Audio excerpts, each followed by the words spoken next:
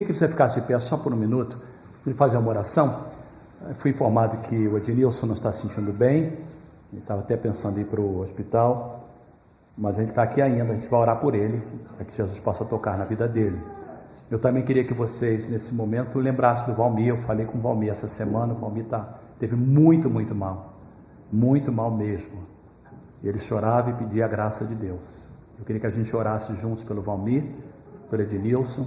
Há um grupo de pessoas que estão fazendo uma rifa através da igreja para abençoar a vida do Ednilson nesse momento difícil. Se você pode participar, não retire dos seus dízimos, da sua oferta, porque isso é simplesmente desviar fundos. Mas se o Senhor colocar no seu coração e você quiser ajudar, procure alguém que está fazendo essa rifa para ajudar uma coisa extra a essa família nesse momento. Eu queria que algumas pessoas que estão perto do Ednilson pudessem estender as mãos para ele, e eu queria que os irmãos também nesse momento lembrassem do Valmir enquanto eu faço essa oração. Pai querido, nós viemos a Ti no nome do Senhor Jesus, o nome que é sobre todo nome, Jeová Rafá, o Deus que nos cura. Bendiz a minha alma, Senhor, e tudo que é mim, bendiga o seu santo nome. Bendiz a minha alma, Senhor, não se esqueça de nenhum dos seus benefícios. É o Senhor que perdoa todas as nossas iniquidades e que sara todas as nossas enfermidades. Nós enviamos uma palavra de cura sobre a vida do Ednilson agora, que tu possa tocar no seu corpo, tirando esse mal-estar. Ele está passando por essa quimioterapia, tira toda a sequela, todo o efeito colateral, dá alívio a ele agora em nome de Jesus. E nós também estendemos essa mesma oração para o Valmir, ali em Novato, onde ele está, Senhor, que tu possa trazer alívio à sua dor nesse momento, em nome de Jesus. Amém e amém. Podemos sentar, queridos. Durante 12 semanas, nós estamos aproveitando o seriado da rede de TV NBC e estamos meditando no livro de Atos com eles. Se você não assistiu nenhum dos episódios, são 12, começou no dia de Páscoa e hoje é o último dia, assista pelo menos hoje.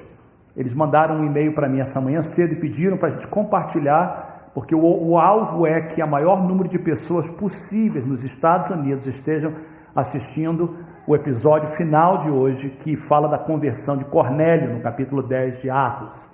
Eu espero que você tenha assistido. Se não assistiu, ele está disponível on demand em muitos outros canais de televisão, dependendo do tipo de cabo ou de satélite que você usa, se é Dish, se é outro qualquer, mas também está online.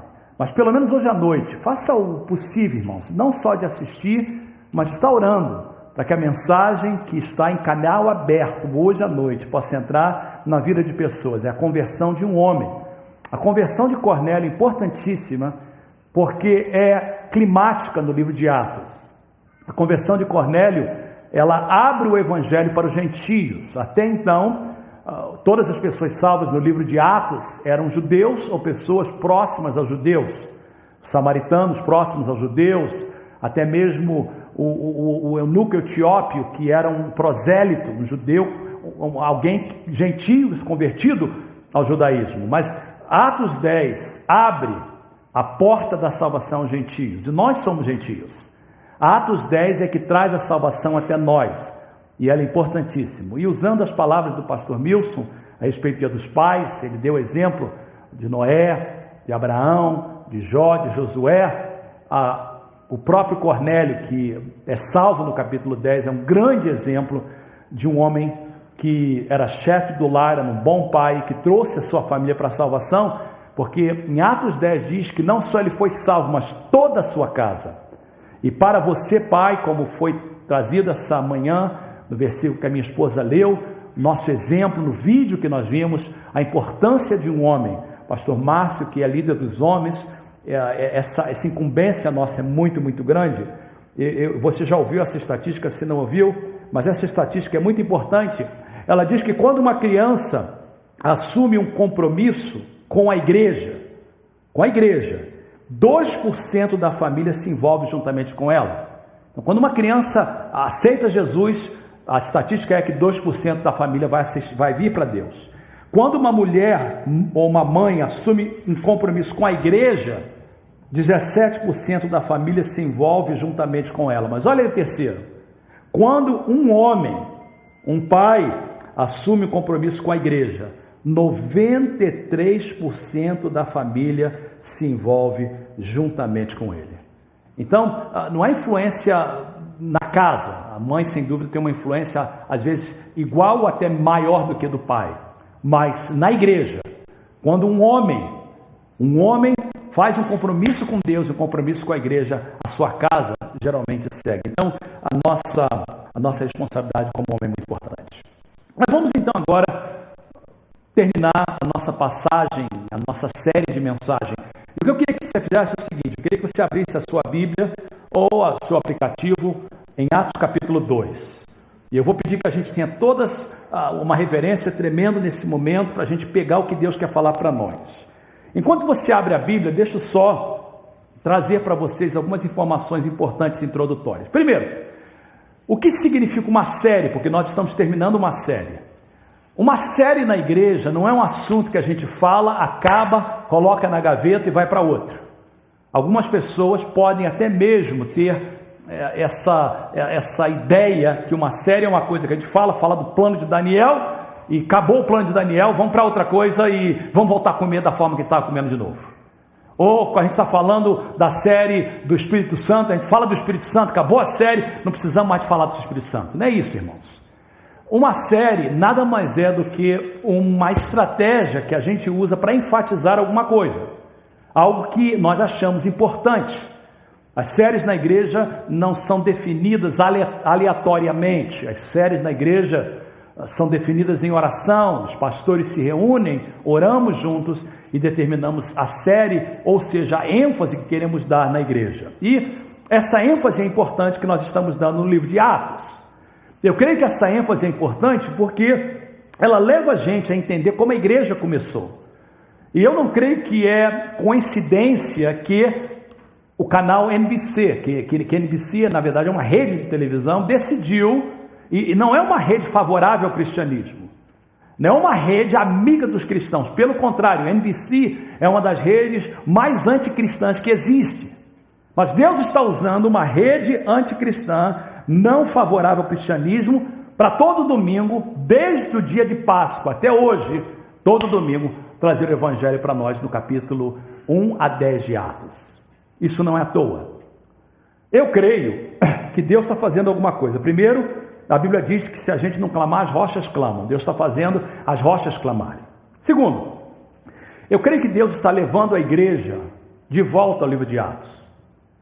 A igreja primitiva, ou seja, a igreja que começou no livro de Atos, é importante para nós, porque eu creio que nós estamos nos últimos dias. Essa é a igreja dos últimos dias. Estamos vivendo na igreja dos últimos dias.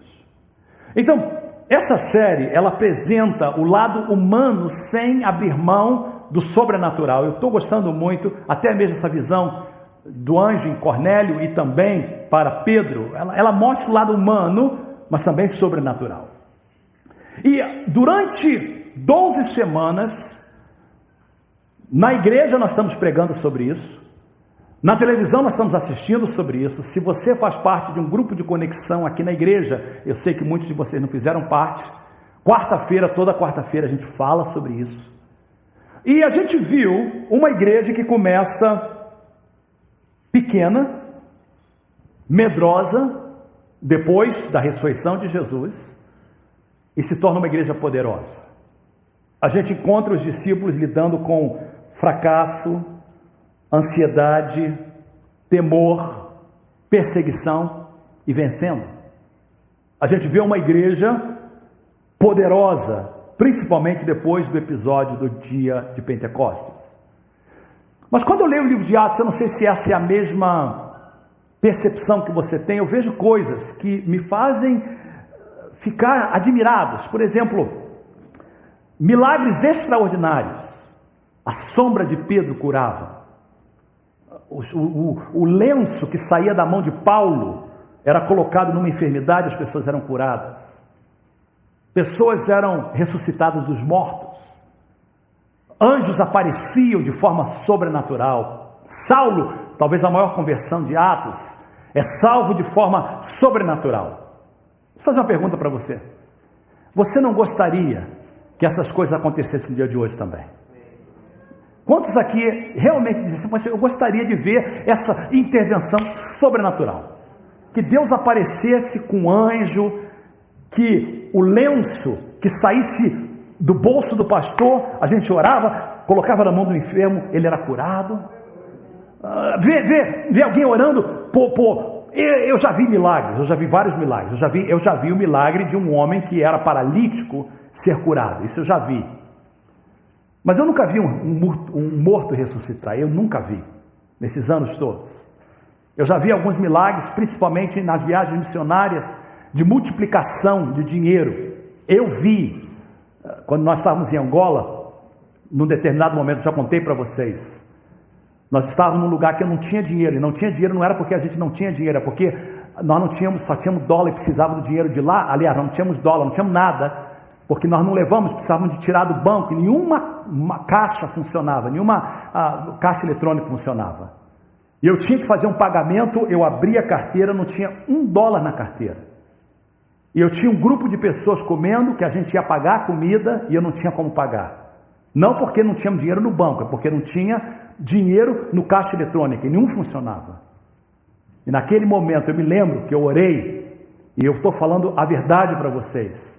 O Senhor colocou dinheiro que não tinha na minha, não era que estava escondido não, eu abri e não tinha, eu abri e tinha de novo. Eu já vi isso acontecer, eu já vi milagres assim acontecer, mas eu vou ser sincero com vocês, eu não vejo milagres como no livro de Atos, nem vocês veem milagres no livro de Atos. E a gente chega à conclusão que a igreja primitiva experimentou algumas coisas que nós não estamos experimentando. E a razão que nós não estamos experimentando não é porque Jesus mudou, não é porque o poder dele é menor, não é porque aqueles milagres eram só para aqueles dias. Essa é a explicação mais fácil. Não, acontecia para eles porque é só para aqueles dias. Não. Jesus é o mesmo ontem, hoje e eternamente. Esses sinais seguirão aos que crerem. Você crê? Amém. Por que não acontece então se eu creio e você crê? É porque eles tinham algumas características que nós não temos. Eles faziam algumas coisas que nós não estamos fazendo. Eles prezavam por algumas coisas que a igreja de hoje não preza mais. Atos capítulo 2, vamos ler a palavra de Deus, começando no verso 37. Há alguma coisa ardendo no meu coração que eu quero entregar para a igreja essa manhã.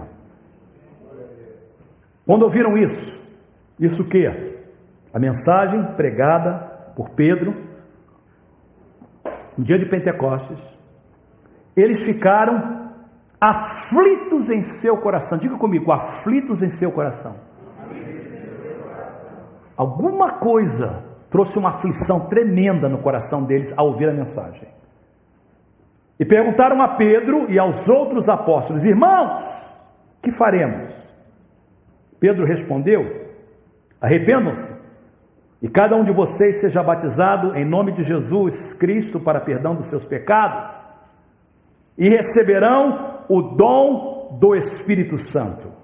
39, pois a promessa é para vocês, para os seus filhos, para todos que estão longe, para todos quanto o Senhor, o nosso Deus, chamar. 40, com muitas outras palavras os advertia e insistia com eles: salve-se desta geração corrompida. Os que aceitaram a mensagem foram batizados. Naquele dia houve um acréscimo de cerca de 3.000 pessoas. Eles se dedicavam ao ensino dos apóstolos e à comunhão, ao partir do pão, às orações. 43, todos estavam cheios de temor. Muitas maravilhas e sinais eram feitos pelos apóstolos. Os que criam mantinham-se unidos e tinham tudo em comum. Vendendo suas propriedades e bens, distribuíam cada um conforme a sua necessidade. Todos os dias continuavam a reunir-se no pátio do templo, partiam o pão em suas casas, juntos participavam das refeições com alegria e sinceridade de coração. 47, louvando a Deus e tendo a simpatia de todo o povo.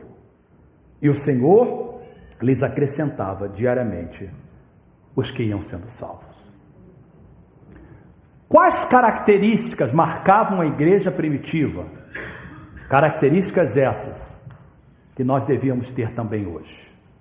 A passagem é rica, mas para ficar na nossa mente, eu vou resumir em 3 características importantes que eu vejo nessa passagem que eles tinham.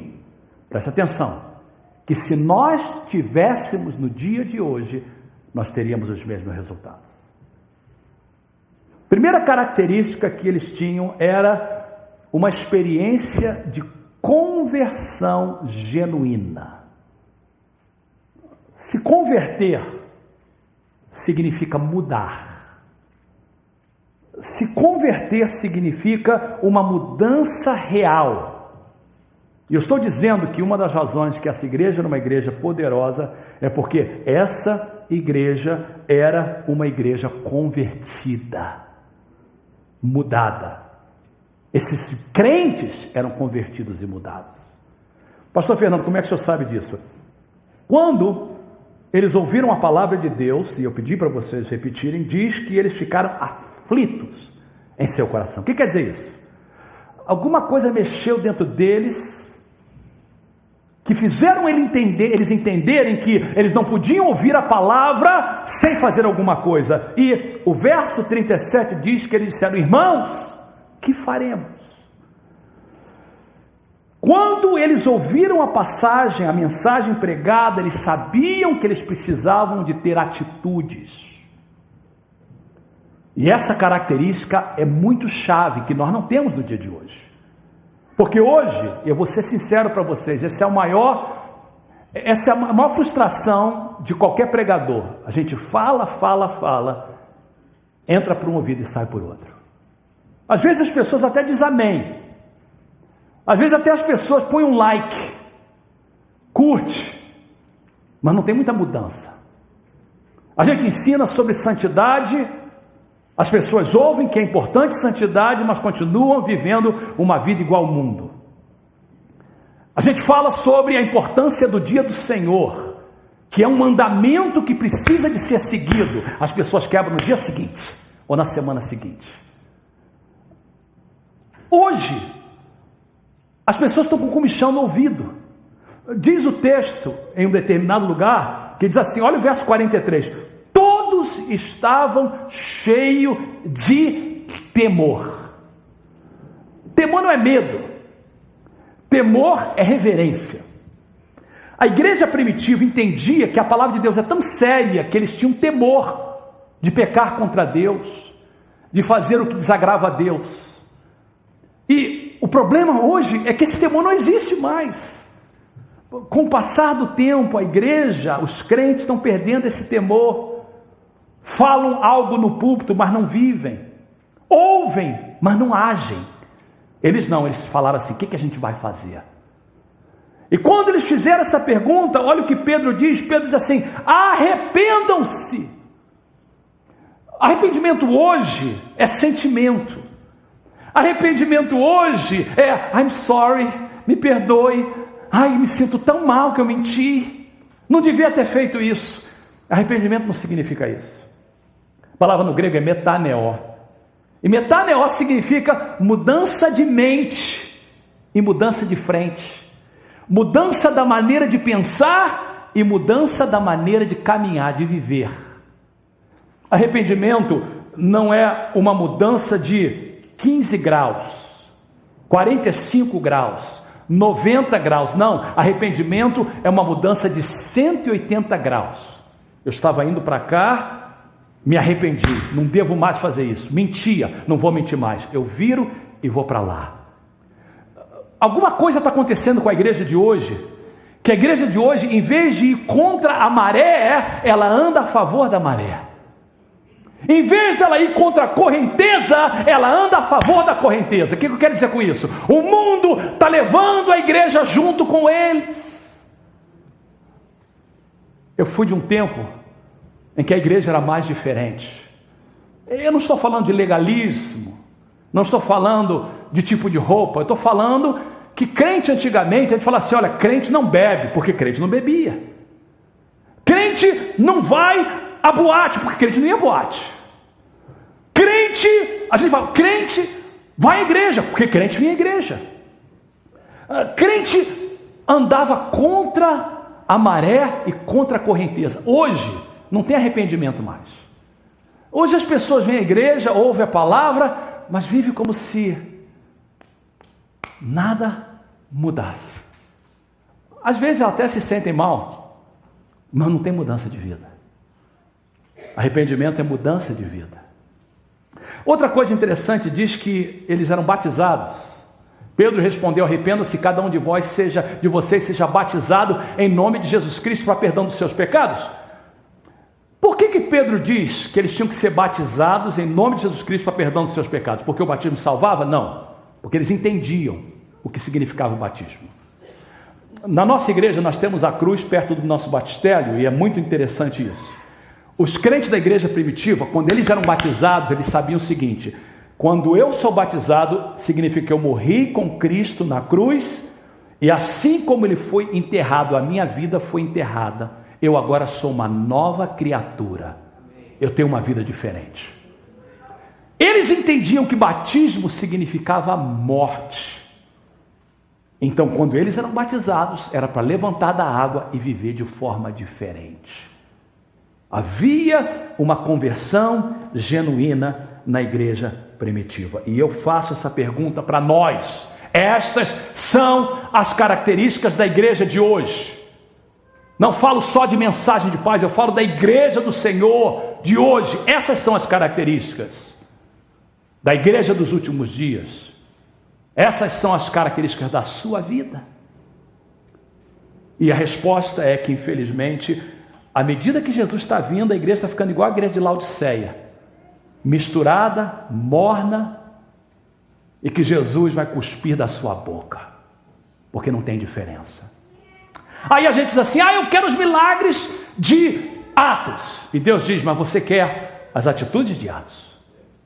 E a primeira atitude de Atos é que o povo era convertido. Segunda característica de Atos: a igreja e os crentes tinham uma experiência genuína com o Espírito Santo. Atos diz claramente para nós, 38, e vocês receberão o dom do Espírito Santo. A promessa não é só para vocês, é para vocês, mas também para os seus filhos, para todos que estão longe, para todos quantos o Senhor, nosso Deus, chamar. Experiência com o Espírito Santo falava mais ou menos de 3 importantes coisas. Primeiro, a igreja primitiva, a igreja de Atos, era uma igreja que buscava o batismo no Espírito Santo. Eles não discutiam se era na salvação, se era no batismo. Eles falavam o seguinte: se Deus prometeu, eu quero essa experiência. A igreja primitiva, ela não sossegava enquanto ela não recebia o batismo com o Espírito Santo. Eu fui criado numa época que a igreja brasileira estava começando. A igreja brasileira era uma igreja minoritária. No Rio de Janeiro nós éramos minoria. Mas eu me lembro de ser criado na Assembleia de Deus de São Cristóvão nos anos 70. E o povo buscava o batismo com o Espírito Santo mais do que qualquer outra coisa. Eu me lembro, com 12 anos de idade, estar reunido num grupo de jovens buscando o batismo com o Espírito Santo. Hoje os jovens querem farra, querem passear. Se tem um passeio, os jovens estão aí. Mas aonde estão os jovens que querem buscar o Espírito Santo? Os homens, se a gente chamar você para futebol ou para comer churrasco, está aí, mas cadê os homens que querem ser cheios do Espírito Santo? As mulheres estão prontas para muita coisa, mas cadê as mulheres que querem buscar o batismo com o Espírito Santo? Sem o batismo com o Espírito Santo, queridos, nós não vamos alcançar nada. Se nós queremos os milagres de Pentecostes, se nós queremos os milagres de Atos, nós temos que ter o batismo com o Espírito Santo e com fogo. A igreja precisa de voltar e dizer: eu preciso de ser batizado com o Espírito Santo, de falar em línguas, de profetizar. Ter experiência com o Espírito Santo não é só o batismo com o Espírito Santo, mas receber o poder do Espírito Santo, aquela capacidade sobrenatural. Você vê na série todo domingo, eles saíam pela rua, falavam de Jesus. Eles falavam sem parar, porque tinha o poder do Espírito Santo. A igreja hoje está sem poder, a igreja hoje é fraca. A igreja hoje fala, mas faz muito pouco, porque não tem poder. E ter experiência com o Espírito Santo não é só batizado, não é só ter o poder, mas ter experiência, relacionamento com o Espírito Santo. Isso é muito interessante, queridos. É ter o Espírito Santo. A igreja primitiva, o Espírito Santo era central. Quando eles faziam uma decisão, eles falavam assim: o Espírito Santo decidiu e nós também. Quando era para enviar alguém, quem mandava? O Espírito Santo. A gente vê hoje pastores que pregam com bons, às vezes até mesmo esboço, ou gritam muito, mas não tem experiência com o Espírito Santo. Líderes de louvor que ensaiam, tem voz bonita, mas não tem sensibilidade com o Espírito Santo. Isso é chave. A razão que essa igreja era poderosa é porque eles tinham uma experiência com o Espírito Santo. Eu faço essa pergunta novamente. Estas são as características da igreja de hoje, da igreja do fim, da sua vida. Você já recebeu o batismo com o Espírito Santo? Você preza pelo poder do Espírito Santo? Você se relaciona com o Espírito Santo? Se a gente não tiver isso, irmãos, nós não vamos ter uma igreja poderosa. Primeira característica deles: uma igreja convertida, arrependimento, batismo, uma igreja que mudou, mudança, vivia como crente. Segundo, uma igreja que tinha a experiência do Espírito Santo. Mas essa é muito importante. Eu só vou dar 3 para vocês, porque eu quero que você pense com isso. Essa igreja tinha amor por Deus, amor por sua palavra e amor por sua igreja. Evidente no verso 42, que diz assim: eles, os crentes, se dedicavam. Diga comigo, se dedicavam. O que é dedicação? Dedicação é uma coisa que você faz uma vez só. Dedicação, em outra tradução, diz e perseveravam. Dedicação é algo que você faz e persevera constantemente. Eles se dedicavam e perseveravam aonde? Ao ensino dos apóstolos, à comunhão, ao partir do pão, às orações, todos os dias. Não é só domingo, não? Não! Todos os dias continuavam a reunir-se no pátio do templo, partiam o pão em suas casas, juntos participavam das refeições com alegria, sinceridade de coração, com alegria, louvando a Deus. A dedicação e a perseverança deles começava no ensino. A igreja de hoje, e eu vou falar da minha igreja, que eu sou pastor. Eu sou pastor dessa igreja 32 anos, vai fazer 32 anos. Começamos em 1984, nós já passamos por muitas coisas. Mas eu vou ser sincero para vocês, eu amo vocês, eu amo a igreja de 2015, mas essa igreja está muito aquém do que está escrito ali. Eu vim de Goiânia semana passada, e a igreja de Goiânia não é uma igreja perfeita, tem muita coisa que eu não gosto lá, mas uma coisa, pelo menos a igreja que eu participo, que é a igreja Luz para os Povos do Serrinha, onde o pastor Ronaldo é pastor. Uma coisa que me chama a atenção naquela igreja, eles têm uma fome da palavra, por isso que eu vou lá. Eu saí daqui no culto em conjunto, depois do culto acabou meio-dia, 2h30 meu voo saiu, só deu para ir em casa, tomar um rápido banho, comer alguma coisa rápido. Tereza me deixou no aeroporto, peguei um voo direto para São Paulo, cheguei em São Paulo 9 da manhã, passei em São Paulo de 9 às 3h30 da tarde, fiquei num quartinho que tem ali no hotel, dormi 4, 5 horas, tomei um banho, aliás 4 horas não, porque eu peguei o quartinho por 4 horas, dormi 3 horas, tomei um banho, peguei o voo para Goiânia, cheguei às 6h30 exato, naquele aeroporto lindo de Santa Genoveva. Eles me tiraram dali direto para o seminário. Depois de viajar quase 24 horas, cheguei ali cansado, estourado. Mas quando eu vi 45 pessoas com fome, Eu comecei a ensinar, tinha tudo preparado. De repente, a unção de Deus veio, irmãos. Eu comecei a falar, daqui a pouco, a maioria deles eram pastores. Aliás, todos são pastores e líderes, de várias partes, não só de Goiânia. Gente que vem do Maranhão, gente que vem do Nordeste, da Paraíba, gente que vem do Paraná. De repente, lágrimas nos olhos das pessoas. Eram 10 da noite, a gente estava terminando aquela classe. Dia seguinte, 8:30 da manhã, lá estavam eles novamente. E durante uma semana, 6 horas por dia, eles bebiam a palavra de Deus. Ano passado, eu e Tereza fomos a Goiânia, nessa mesma igreja, e eles me pediram para dar um estudo sobre Apocalipse, e durante toda a noite, mais de 500 pessoas entravam e bebiam a palavra de Deus. Isso é, eu ando 24 horas de avião para ter isso. E aqui na nossa igreja, desculpe de falar, vocês não dão valor. As pessoas não dão valor. A gente chama para aprender a Bíblia. Antigamente na nossa igreja, e tem crente que é antigo aqui na nossa igreja. Antigamente na nossa igreja a gente tinha um lar cristão que a gente alugava em São Francisco. E a gente tinha estudos bíblicos. O lar cristão enchia toda quarta-feira. Toda sexta-feira o povo vinha querendo a palavra de Deus. Antigamente na nossa igreja os cultos eram domingo de manhã e domingo à noite. Domingo de manhã em São José, domingo à noite na Glaetares em São Francisco.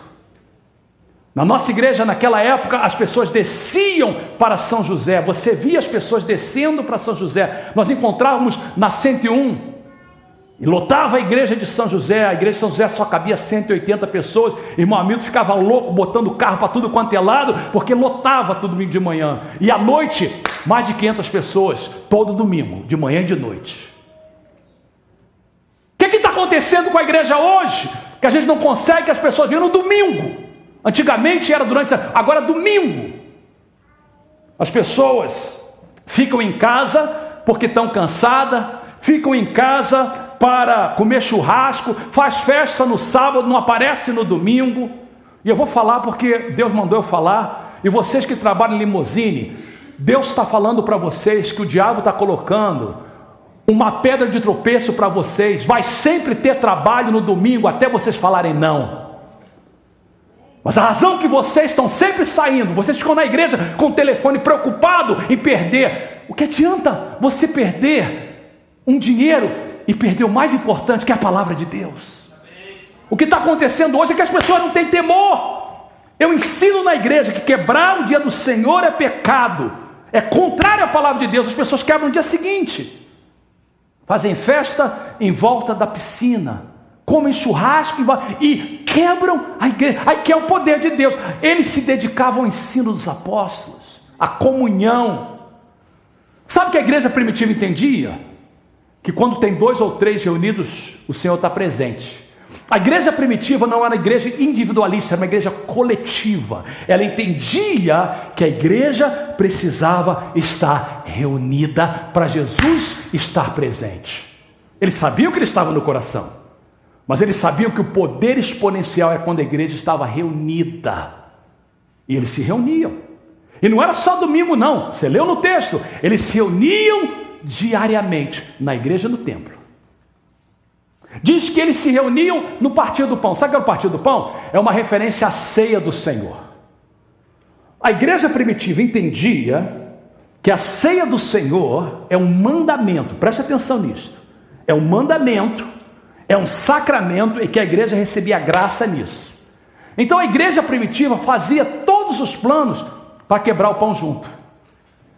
Eu fui, e talvez você que foi criado num evangelho mais conservador, eu fui de um tempo que lá em São Cristóvão, no dia de ceia do Senhor, que era o primeiro domingo do mês, ou a terça-feira do mês, gente, a igreja lotava mesmo, porque a igreja entendia que a ceia do Senhor era o culto mais importante do mês.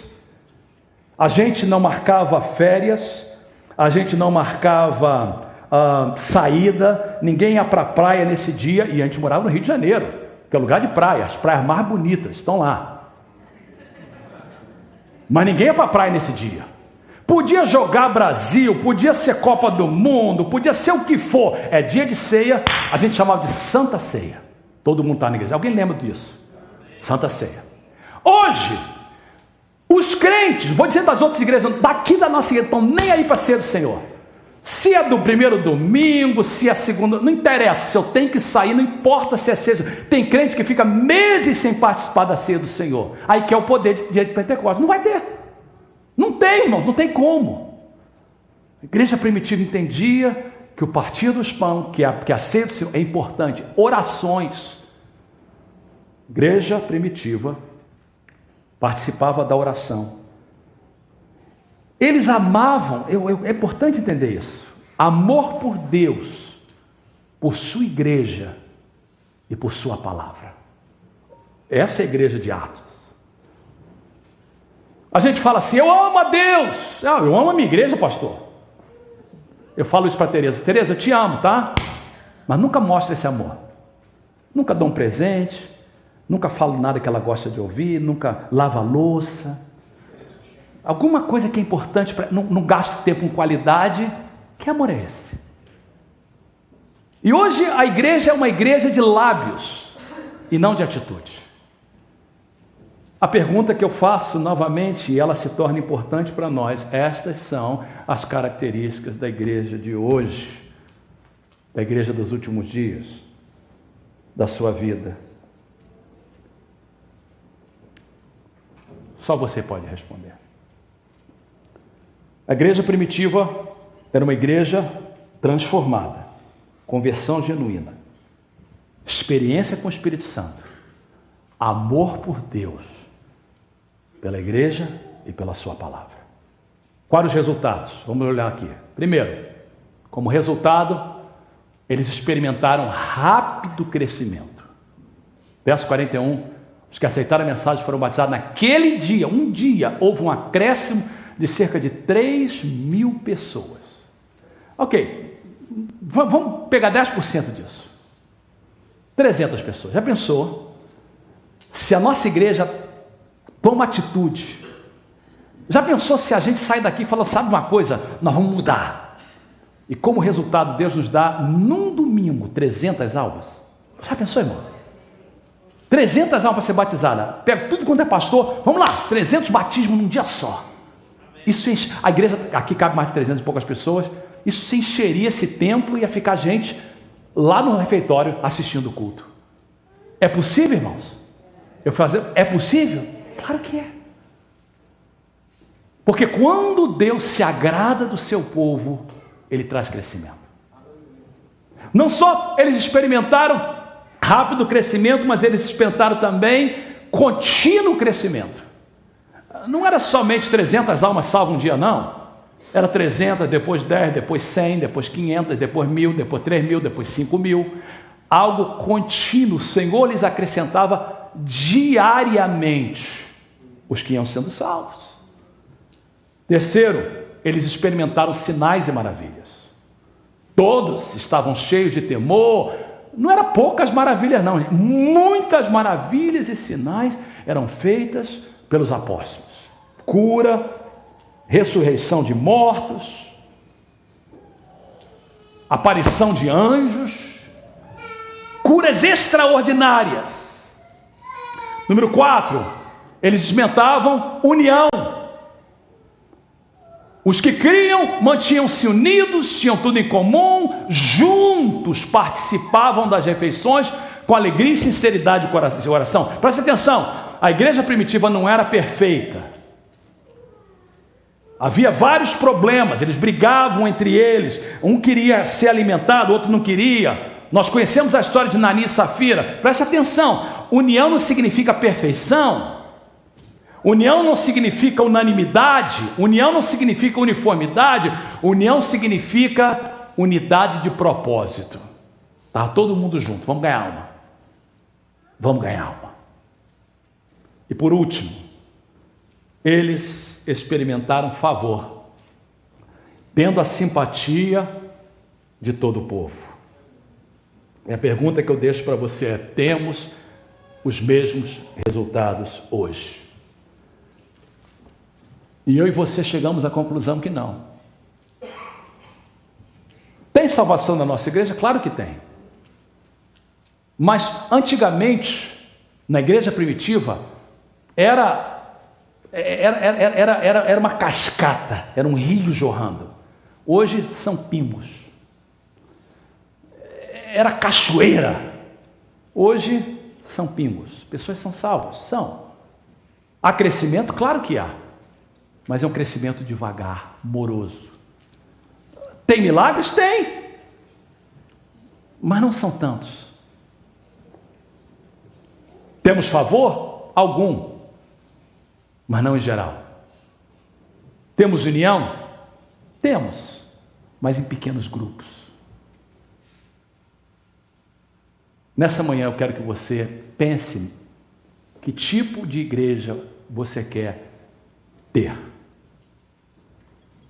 E quando eu falo de igreja, você diz assim, que igreja é isso, pastor? Igreja Mensagem de Paz? A igreja cristã? Não, a igreja somos nós.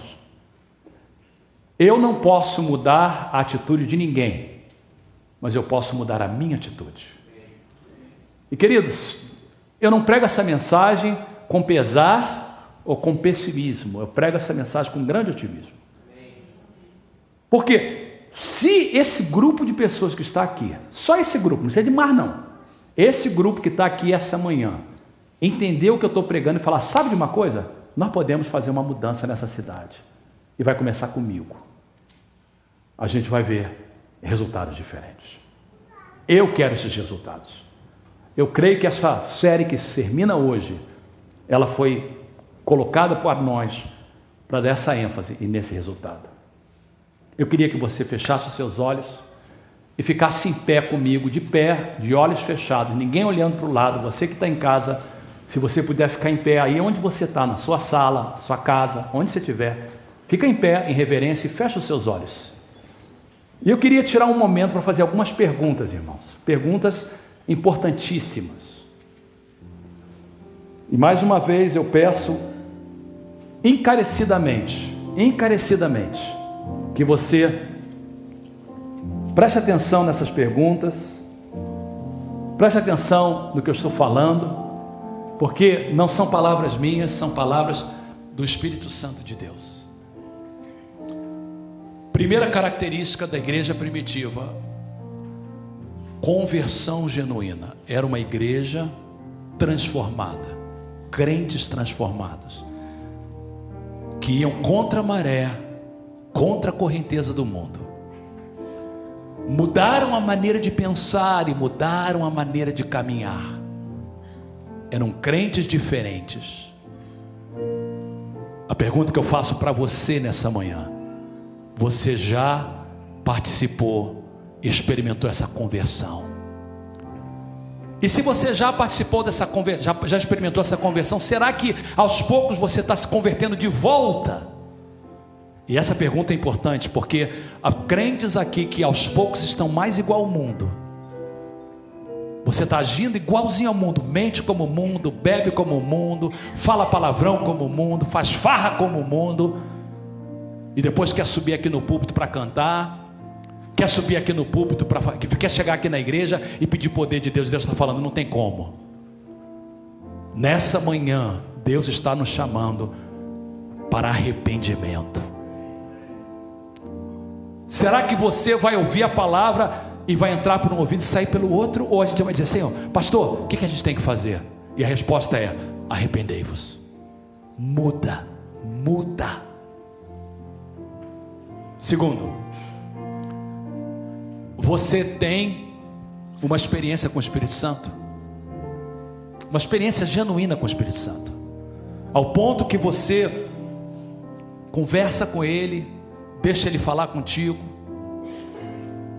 O Espírito Santo é distante. E terceiro, você ama realmente a Deus, a sua igreja e a sua palavra, evidenciado por uma dedicação aos ensinos dos apóstolos, a comunhão, ao partir do pão, a ceia do Senhor, a oração. Pai querido, eu oro nessa manhã por cada um essa ênfase termina, mas a necessidade continua. Há pessoas aqui que precisam de fazer algumas mudanças. Antes de eu pregar essa mensagem, eu fiz um exame, e Deus é minha testemunha. Eu não prego nada que eu não viva. E agora eu estou pedindo que você faça o mesmo exame, que você possa dizer: Deus, me ajude a fazer mudanças, porque eu quero ver a igreja do Senhor, que eu faço parte, tendo os mesmos resultados. Eu oro por você que está em casa, para que Deus possa te tocar igualmente. Eu vou pedir uma coisa de vocês, foi o que eu pedi no primeiro culto, e eu quero pedir nesse segundo culto também. Geralmente a gente termina o culto ou orando por todos ao mesmo tempo, ou então convidando você para o altar. Hoje eu queria que a gente orasse com alguém. Talvez no seu grupo vai ter alguém que ainda não é crente, você vai convidá-lo para aceitar Jesus. Mas eu queria que a gente orasse em grupos pequenos grupos, por usar uns 5 minutos, irmão. Não tenha pressa. Quando acabar de orar, o culto terminou, você acabou, Deus abençoe. Tem um dia abençoado. Hoje não tem almoço, você pode ir para casa, celebrar o dia dos pais. Mas eu queria chamar a você para buscar um grupo de 3 pessoas pertinho de você e ore com essa pessoa. Procure alguém que você não conhece, que está perto de você. Entre num grupo de estranho. Vamos fazer pequenos grupos, queridos. Saia do seu lugar e a gente vai orar nesse momento. Nós vamos orar um com os outros nesse momento e pedir que Deus possa nos usar para a vida de outras pessoas. Procure alguém e vai orar nesse momento, queridos. Faça grupos. Não deixe ninguém sozinho, por favor. Não deixe ninguém sozinho. Pastor Márcio, traga ele também. Traga ele no seu grupo. Isso. Desculpa. Amém. Ore uns com os outros, queridos. Ore uns com os outros. Peça a bênção de Deus. Ore para que a gente possa ter essas características na nossa vida.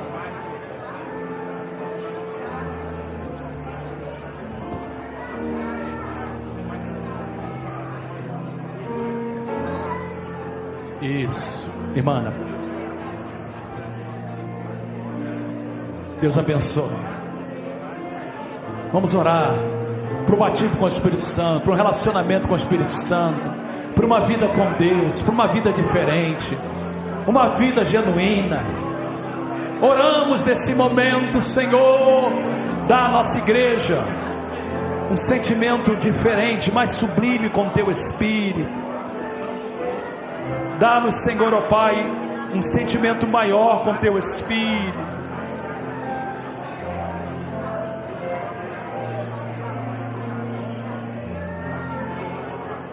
Em nome de Jesus, nós clamamos, Senhor.